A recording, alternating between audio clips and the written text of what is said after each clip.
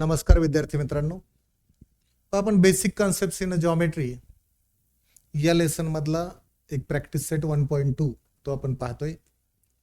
आपण आता प्रश्नाकडे जाऊया. The following table shows point on a number line and their coordinates.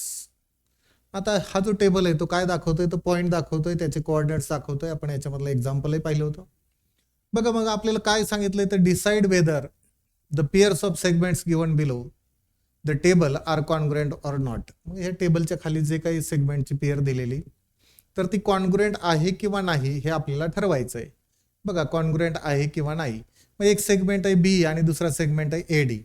मग आपण एका सेगमेंटचा विचार करू. मी आता सगळ्यात पहिल्यांदा सुरुवातीला विचार केला फॉर सेगमेंट. बघा, कोणत्या सेगमेंटचा विचार करतोय आपण, बीई.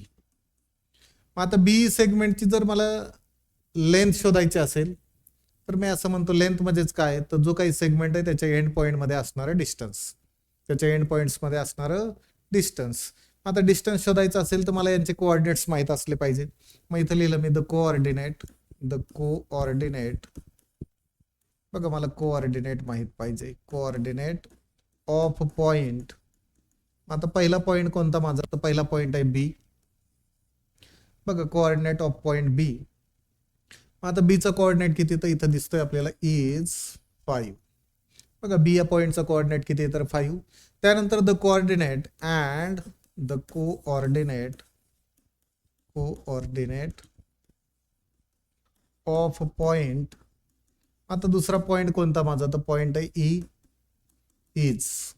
मग ई पॉइंटचा कोऑर्डिनेट किती दिसतोय, तर मला ई पॉइंटचा कोऑर्डिनेट दिसतोय 9. मग आता मी दोन हे जे नंबर मिळालेत मला, पहिला नंबर मिळाला 5, दुसरा नंबर मिळाला 9. पण याचं मला काय करायचंय, तर यांचं मला कंपॅरिझन करायचंय. तर आपण असं म्हणतोय 5 इज लेस दॅन 9. 5 हा छोटा आहे कुणापेक्षा, 9 पेक्षा.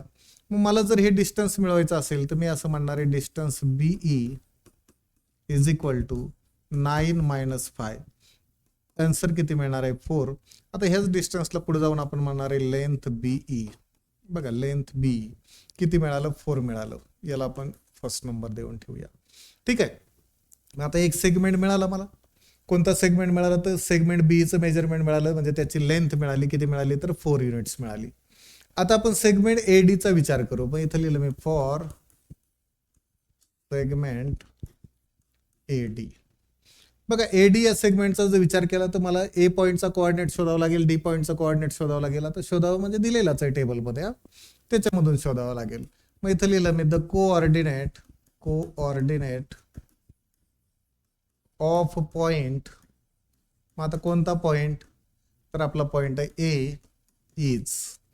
मग एचा कोऑर्डिनेट किती दिसतोय, तर एचा कोऑर्डिनेट दिसतोय -3. And the coordinate of point. मग दुसरा पॉइंट कोणता आहे माझा, तर बघा सेगमेंट एडी आहे, म्हणजेच माझा दुसरा पॉइंट आहे डी. मग आता डीचा कोऑर्डिनेट काय दिसतोय, तर डीचा कोऑर्डिनेट काय दिसतोय बघा, तर डीचा कोऑर्डिनेट दिसतोय -7. मग आता इथे लिहिलं मी -3, इकडे लिहिला -7. मग आता याच्यामध्ये कोणता मोठा कोणता छोटा, तर आपण म्हणतो जो लेफ्ट हँड साईडला असतो तो छोटा. नंबर लाईनवरती जो लेफ्ट हँड साईडला असतो तो छोटा. आता नंबर लाईन जर आपण विचारात घेतली तर -3 अगोदर असतो, -7 नंतर असतो. म्हणजे हा जो -7 आहे बघा, -7 असणार आहे. तो कसा असणार आहे, तर छोटा असणार आहे. मग त्याच्याकडे आपण ॲरो हेड केलं.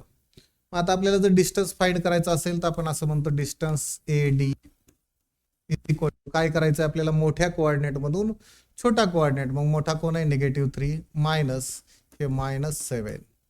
That means is -3 + 7. आता बघा, हे साईन डिफरंट दिसतंय. मोठ्या नंबरमधून छोटा नंबर सबट्रॅक्ट करणार आणि जे काय आन्सर मिळणार आहे त्याला आपण मोठ्या नंबरचं साईन देणार आहे. ह्याला डिस्टन्स म्हणण्याऐवजी आता मी म्हणलं length AD is equal to 4 आणि याला आपण सेकंड नंबर देऊन ठेवला. ओके. आता जर आपण या दोघांचा विचार केला तर मी असं लिहिलं फ्रॉम कितवं तर फर्स्ट अँड सेकंड. मग फर्स्ट अँड सेकंडचा जर विचार केला तर आपण असं म्हणतोय लेंथ बी जेवढी दिसते, length BE is equal to किती, तर लेंथ एडी. याचा अर्थ हे जे दोन्ही सेगमेंट्स दिसत आहेत त्यांच्या लेंथ इक्वल आहेत आणि लेंथ इक्वल असतील तर आपण असं म्हणणार आहे हे जे सेगमेंट्स आहेत this segments are congruent to each other. मग कोणते दोन सेगमेंट, तर एक सेगमेंट आहे बी मग इथे लिहिलं मी सेगमेंट बीई इज कॉन्ग्रुएंट, मग कॉन्ग्रुएंटचं साईन लिहिलं आणि कुणाशी तर सेगमेंट ए डी. बघा segment B is congruent to segment A D. मग या पद्धतीने की आपण दिलेले सेगमेंट कॉन्ग्रुएंट आहेत का नाहीत हे जर ठरवायचं असेल तर मला त्यांच्या लेंथ फाइंड कराव्या लागतील. लेंथ फाइंड केल्याच्या नंतर त्या इक्वल आहेत का. बघा सगळ्यात पहिल्यांदा आपण काय बघणार, लेंथ इक्वल आहेत का. इक्वल असतील तर ते सेगमेंट कॉन्ग्रुएंट आणि इक्वल नसतील तर ते सेगमेंट कॉन्ग्रुएंट नाहीत. ओके. बघा याच्यानंतरचा येणारा प्रश्न कोणता आहे तर point M is the mid point of segment A B. बघा पॉईंट एम हा काय आहे तर सेगमेंट ए बीचा मिड पॉईंट आहे. And if A B is equal to 8 then find the length of A M. Okay. मग आता हे समजण्यासाठी आपण काय करूया तर एक सेगमेंट ड्रॉ करू पहिल्यांदा. बघा एक सेगमेंट आपण ड्रॉ करू. आपण काय केलं, एक सेगमेंट ड्रॉ केला. ओके. बघा एक सेगमेंट आपण ड्रॉ केला. आता हा एक सेगमेंट आपण ड्रॉ केला. मग हा जो सेगमेंट आहे या सेगमेंटला नाव देऊ आपण सेगमेंट ए बी. इकडे नाव दिलं मी ए, इकडे नाव दिलं बी आणि याचा एक मिड पॉईंट घेतला, मध्यबिंदू घेतला, त्याला नाव दिलं पॉईंट एम. आता एम हा काय आहे तर मिड पॉईंट आहे. मिड पॉईंट म्हणल्यानंतर इकडे हा जो सेगमेंट तयार झाला आणि दुसरा सेगमेंट, दोन्ही सेगमेंट कसे असतील तर कॉन्ग्रुएंट असतील, त्याच्याशिवाय आपण त्याला मिड पॉईंट म्हणत नाही. त्याच्यानंतर काय दिलंय तर ए बी ची लेंथ दिली, म्हणजे पहा ए पासून या बी पर्यंत जे काही डिस्टन्स दिसतंय ते आहे 8 आणि म्हणून त्याची लेंथ झाली 8. त्याला युनिट नाहीये, ठीक आहे, जे असेल ते. मग आता आपल्याला काय विचारले तर देन फाइंड ए एम, तर ए एम ची लेंथ आपल्याला विचारली. ओके. आता बघा की सगळ्यात पहिल्यांदा आपण इथं म्हणू आन्सर लिहिताना मी एक फिगर ड्रॉ केली. फिगरमध्ये काय दिसतंय सेगमेंट ए एम ड्रॉ केला, त्यानंतर एक मिड पॉईंट घेतला. कोणता मिड पॉईंट तर त्यांनीच सांगितलं M is the mid point. मग आपण मिड पॉईंट घेतला एम. मग आता हा जो काही मिड पॉईंट आहे तो कुणाचा तर सेगमेंट ए बीचा मिड पॉईंट. आपण कोणाचा मिड पॉईंट म्हणतोय बघा सेगमेंट ए बीचा मिड पॉईंट आहे कोणता, पॉईंट एम. मग आता मला काय करायचंय ए एम ची लेंथ फाइंड करायची. मग सगळ्यात पहिल्यांदा आपण हे लिहून टाकू की पॉईंट एम, बघा पॉईंट एम हा काय इज द मिड पॉईंट. बघा हा काय आहे तर मिड पॉईंट कुणाचा, ऑफ सेगमेंट ए बी. म्हणजेच काय तर पॉईंट एम हा सेगमेंट ए बीचा मिड पॉईंट आहे. हे आपण पहिल्यांदा लिहून टाकलं. मग आता बिटवीन एस कसा दिसतोय आपल्याला तर बिटवीन एस असा दिसतोय ए डॅश एम डॅश बी. बघा ए डॅश एम डॅश बी. हा जर मिड पॉईंट असेल तर तयार होणारे दोन्ही सेगमेंट सारख्या मापाचे असतील, इक्वल असतील. मग कोणते दोन सेगमेंटचा आपण म्हणतो हेन्स जेवढा ए एम तेवढाच असणार आहे एम बी आणि या प्रत्येकाचं मेजरमेंट किती असणार आहे तर हाफ असणार आहे. कुणाच्या तर जो काय आपला ओरिजिनल सेगमेंट्स आहे, म्हणजे कोणता सेगमेंट ए बी, ए बीच्या. आता याच्यामध्ये आपल्याला मापं टाकावी लागतील. आता हा जेवढा ए एम तेवढाच एम बी. मग आपल्याला कोणता फाइंड करायचा आहे ए एम. मग एम बी नाही लिहिला तरी चालेल. मग आपण पुढे जाऊन असं म्हणताना फक्त एवढंच म्हणणार आहे. काय म्हणणार बघा ए एम याचं मेजरमेंट किती तर हाफ आहे कुणाच्या, ए बीच्या. आता ए बीचं मेजरमेंट आहे का माझ्याकडे तर ए बीचं मेजरमेंट आहे माझ्याकडे 8 आहे. मग याच्यामध्ये व्हॅल्यू आपण सबस्टिट्यूट करू. मग इथं लिहिला मी A M is equal to 1/2 into 8. That means A M is equal to किती म्हणणार आपण 4. बघा ए एमचं मेजरमेंट मिळालं आपल्याला, किती मिळालं 4. मग या पद्धतीने की आपण जर एखादा सेगमेंट दिला त्याचा मिड पॉईंट दिला. आता मिड पॉईंट दिल्यानंतर जर पूर्ण सेगमेंटची लेंथ दिली तर अर्ध्या सेगमेंटची शोधता येते. म्हणजे जे दोन भाग झालेत, आता दोन भाग होताना लक्षात ठेवा हाफ हाफ होतात, अर्धे आणि अर्धे. मग आता पूर्ण सेगमेंटची मेजरमेंट होती 8. मग आता ए एमचं म्हणजे थोडक्यात त्याच्यामधून जो तयार झालेला अर्धा सेगमेंट आहे त्याची लेंथ आपल्याला विचारली होती. मग ती मिळाली आपल्याला 4. किती मिळाली 4. ओके. बघा पुढे एक प्रश्न दिसतोय, सेम प्रश्न आहे. Point P is the mid point of segment C D. आता तसंच दिसतंय. मग परत मला एक सेगमेंट ड्रॉ करावा लागेल. मग आपण काय करूया इथे एक सेगमेंट ड्रॉ करू. मग आन्सर लिहिताना आपण काय करूया एक सेगमेंट ड्रॉ करू. मग सेगमेंट ड्रॉ केल्यानंतर आपल्याला आन्सर पटकन लिहिता येईल. त्याच्यासाठी आपण काय केलं एक फिगर ड्रॉ करूया सेगमेंटची. बघा आता काय करणार आपण सेगमेंटची फिगर ड्रॉ करणार आहे. ओके. मग आता हा जो काही सेगमेंट आहे याला नाव द्यावं लागेल. मग काय नाव द्यायला सांगितलंय त्यांनी सांगितलंय हा जो सेगमेंट आहे याचं नाव आहे सी डी आणि पी हा त्याचा मिड पॉईंट आहे. बघा पी हा त्याचा मिड पॉईंट आहे. मग मध्ये एक मी पॉईंट घेतला, याला नाव दिलं पी आता जेवढं सीपी डिस्टन्स असणार आहे तेवढंच असणार आहे पीडी. याला कारण आहे P is the mid point कुणाचा, तर सीडीचा. P is the mid point of CD. आता लेंथ कुणाच दिलंय बघा, सीपीचं मेजरमेंट दिलंय मला. सी पासून पी पर्यंत डिस्टन्स आहे 2.5 आणि आपल्याला कुणाचं डिस्टन्स फाइंड करा म्हणलंय, तर लेंथ सीडी फाइंड करायची. आपल्याला काय फाइंड करायचं, लेंथ सीडी. म्हणजे सीडी हा जो पूर्ण सेगमेंट आहे याची लेंथ मला फाइंड करायची. हरकत नाही. मग आता इथं परत लिहिताना आपण असं म्हणणार आहे कोण कुणाचं मिड पॉईंट आहे, तर इथं लिहिणार आपण पॉइंट. बघा, point P is mid point. बघा, पॉइंट पी हा जो पॉइंट आहे तो काय असणार आहे, मिड पॉइंट. कुणाचा, तर इथे लिहिलं आपण ऑफ सेगमेंट. कोणत्या सेगमेंटचा, तर सीडी या सेगमेंटचा मिड पॉइंट आहे पॉइंट पी. चलो, मग आता यांच्यामध्ये बिटवीनेस प्रॉपर्टी काय दिसते, तर बिटवीनेस असे दिसते and C dash P dash D. बघा, सी आणि डीच्या बिटवीन असणारा पॉइंट आहे P. That means point P is a between point C and D. मग आता त्याच्या पुढे जाऊया. मग दोन सेगमेंट तयार झाले सारख्या मापाचे. कोणकोणता, तर एक झाला सीपी, दुसरा झाला पीडी. मग आपण असं म्हणलं hence CP is equal to PD is equal to किती असेल, तर आपण म्हणतो हाफ असेल. कुणाच्या, तर ओरिजिनल जो सेगमेंट आहे आपला सीडी त्याच्या. आता याच्यामधले आपण कोणकोणते सेगमेंट विचारात घेणार आहे, तर एक ज्याचं लेंथ आपल्याला माहिती, तर सीपीची लेंथ माहिती आणि सीडीची लेंथ आपल्याला फाइंड करायची. म्हणजे आपण सीपी आणि सीडी एवढेच दोन घेणार आहे.